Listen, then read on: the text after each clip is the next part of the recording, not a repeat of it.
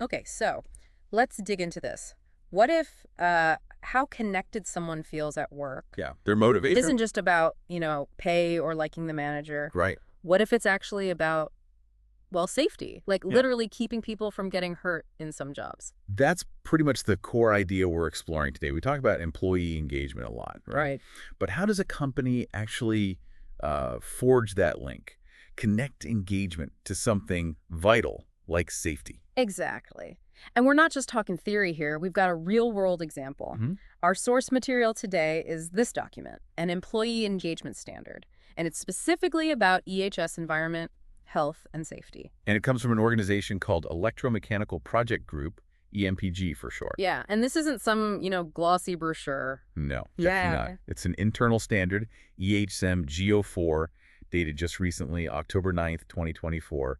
It's meant for their actual project sites. So it's like their playbook, right, for how they plan to build safety by Yeah. getting people involved. That's a good way to put it. It's operational. So our mission, really, in this deep dive is to kind of crack this standard open. Yeah, see what makes it tick. Understand the thinking behind it, the actual mechanisms they use.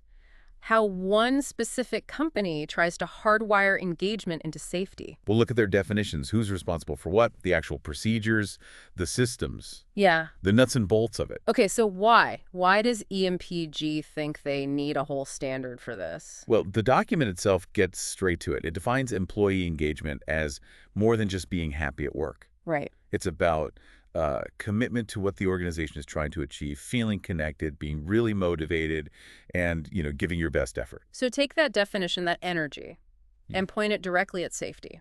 What does the standard say that looks like? It says it means employees really understanding the company's EHS goals Okay. and being personally engaged, personally invested in hitting those targets. So it's not just following rules passively. It's active buy-in. Exactly. And here's the key bit, the foundation, really. They state very clearly that highly engaged employees are less likely to have an accident. Less likely to get injured than people with low engagement. That's quite a statement. It really is. And it drives the whole purpose of the standard, which they say is to create a structured approach for EHS engagement. Because they directly link that engagement to being safer, working more efficiently, and delivering better quality. So it's not just a nice to have. No, they see it as a performance lever. And one critical point they really stress is the role of management in all this. Ah, okay. What about management?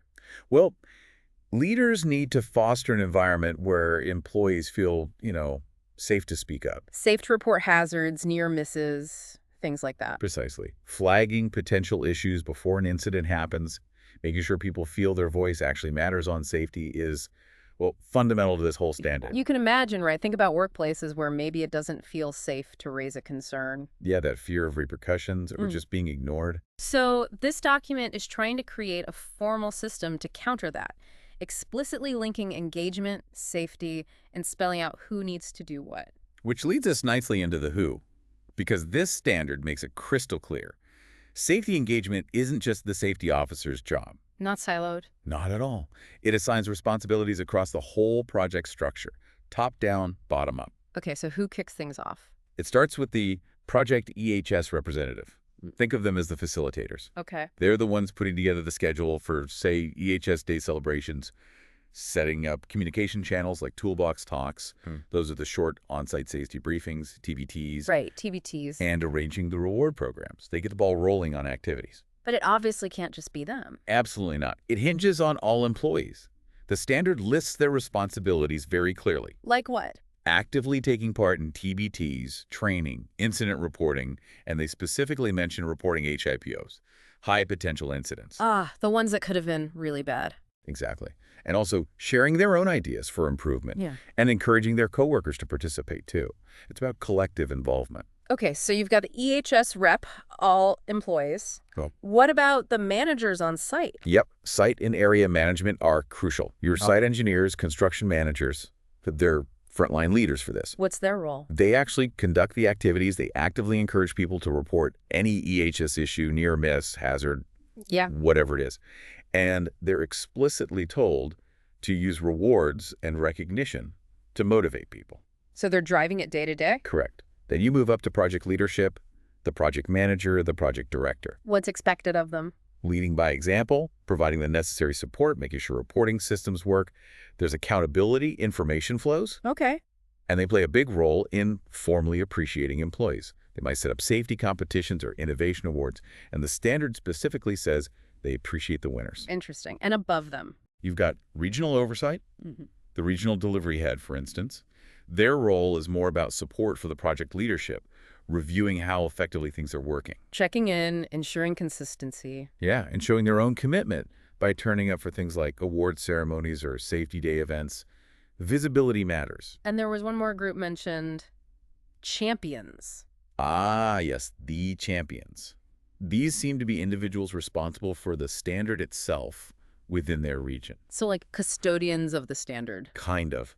They make sure it's implemented, they evaluate how well it's working each quarter, do an annual compliance check, and they're the ones looking for ways to improve the standard itself. Wow. Okay. So if you just step back and look at that list, EHS rep, all employees, site managers, project leaders, regional heads, champions. It's broad. It really tells you something about how seriously they're taking this, right? Embedding it right across the operational structure. It's not just an HR initiative off to the side. Definitely not. It's positioned as integral to how they operate. So how does this actually work on the ground? What are the procedures? Well, a big part is these culture-building campaigns. The standard mandates, certain ones must happen. Like what? Any examples? Yeah, they list things like National Road Safety Week, National Safety Day, Fire Safety Day, World Environment Day. Minimum requirements. And the purposes? Spreading awareness, getting people involved in EHS topics beyond just their immediate tasks. And it notes the project covers the costs. Okay, campaigns make sense. What else? A really core piece is the Employee Recognition Program. The standard uses strong language here. Efforts shall be recognized monthly. Shall be, not should be. Exactly, it's directive. Mm. This leads to the Best Safety Employee Awards. Ah, the awards. Tell me about those. 2 categories, one for staff, one for workers. Okay. And the timing's different. Staff awards are quarterly, worker awards are monthly. More frequent for workers. Interesting. Yeah, maybe reflecting the larger number or the nature of the work. Mm-hmm. And they even specify the prize amounts in the document. Really? How much? It says RS 500 per award for workers, and they can give up to 3 of those per project site each month. For staff, it's RS 2,000 per award, 1 per project site each quarter.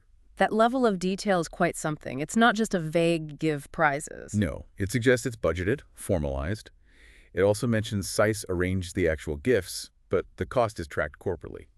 Plus, projects can add more awards at their own expense if they want. Okay, so there are awards. How do you win one? Is there a process? Oh, yes.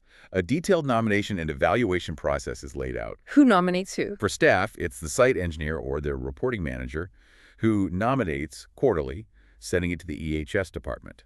For workers, it's the site engineer or supervisor nominating monthly to the EHS rep. And then who decides the winner? An evaluation team. And for both categories, this team includes an EHS professional, a manager from the relevant area or section, and the project manager or director. So multiple perspectives. Right. And they note that whatever score the nominator gave is just for reference. It's the evaluation team score that actually counts. Makes sense. What are they scoring people on? What are the criteria? They're spelled out in annexures to the standard. For staff, Annexure A lists criteria like their past EHS performance reporting incidents, hazards. Or active stuff. Yes. Also, their contribution to developing risk assessments, things like ITRA, hazard identification and risk assessment, or LMRA, last-minute risk analysis, implementing controls, participating in EHS communications and training, and their involvement in SOT's safety observation tours, so those planned safety walks. Got it. What about for the workers? Annexure B, I assume? Correct. For workers, the criteria focus more on demonstrated safe behavior. Like following procedures. Exactly. SOP compliance, standard operating procedures. Yeah. Also reporting incidents or unsafe situations, their involvement in training and campaigns, and PP compliance, making sure they're using their personal protective equipment correctly. So for both groups, it seems like it's not just about avoiding accidents yourself. No, it's much more about contributing actively to the safety system. Reporting, participating, identifying risks. That's a key distinction. What if there's a tie in the scores? The project manager or director gets the final call. They can moderate the scores, and their decision is final. The team can also decide to select more than one winner, which adds a bit of flexibility. And how are the winners actually recognized? Formally, The project manager or director acknowledges them in the project EHS review meeting. So in front of leadership. Yes. And the winner list, just photos, gets displayed on the EHS information or bulletin board, so it's public recognition within the project. You know, the level of detail here, the specific criteria, the scoring, the evaluation panel, the prizes, the public announcement, it's really quite structured. It is. It goes way beyond a simple pat on the back. They've created a very defined, repeatable system for rewarding engagement and safety. And is this system just running on its own, or is it connected to other company processes? Oh, it's definitely connected. The standard makes that clear. For training, for instance, information about these engagement activities gets shared during those regular toolbox talks and also discussed during conversations on the safety observation tours. So it's integrated into routine safety communications. And what about higher level management? Are they tracking this? Yes, it's tied into management systems. They mention that key performance indicators, or KPIs, related to this standard are reviewed monthly. By who? By regional delivery heads, the project director, project manager, and even co-sponsors and sponsors are mentioned. So high-level visibility. And what's the main KPI they track for this standard? The document explicitly states compliance to employee engagement activities. Ah, so basically, are we actually doing the things this standard says we should do? Running the campaigns, giving the awards? That seems to be the primary focus for measurement, yes. Is there record keeping involved? Yep.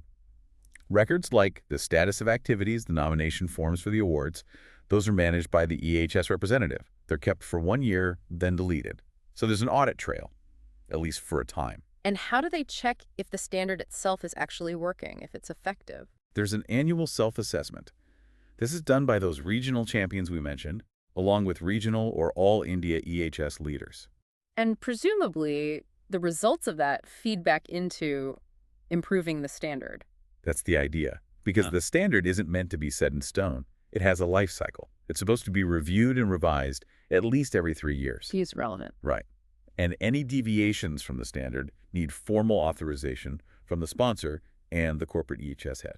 So looking at all these supporting systems, the training links, the leadership reviews, the record keeping, the audits, the revision cycle. It paints a picture of a standard that's meant to be a living, breathing part of their overall management system, not just a document sitting on a shelf. Okay, so let's pull this all together. What we've seen is this standard from EMPG laying out a very formal, structured way to try and boost EHS engagement. Yeah, through specific things like celebrations and campaigns, a very detailed recognition program with awards, clear responsibilities assigned across the board. And all backed up by documented processes, reviews, and links to their wider management systems. Exactly.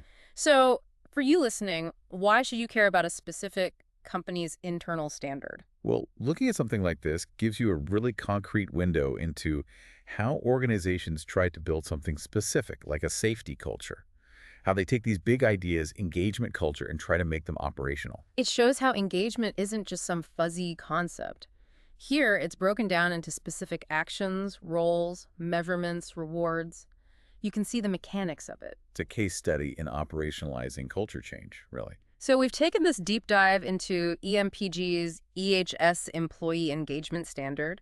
We've seen how they define engagement in the context of safety, how they structure responsibilities, the procedures they use, like awards and campaigns, and how they try to measure and integrate it. And we've seen a heavy emphasis on these formal systems, haven't we? The structured recognition, the defined roles, the documented processes. Right. Which leads to, I think, a really interesting final thought for you to consider. When a company puts this much structure around engagement, detailed award criteria, nomination forms, compliance tracking, how well can that formal system truly build an intrinsic safety culture? You mean where people act safely because they genuinely want to, not just because there's an award or a rule? Exactly. Does this high degree of formalization primarily drive compliance, participation for the sake of recognition, or can it genuinely help foster that deeper personal commitment to safety? It's a great question. What's the real interplay between a formal system, like the one outlined in this document, and the informal day-to-day culture that develops on a site? Through trust, leadership actions, how colleagues interact. Yeah, how much can the formal structure influence the informal reality and vice versa? It's something worth mulling over, not just for safety, but anytime you think about how organizations try to shape employee engagement and behavior. Definitely food for thought.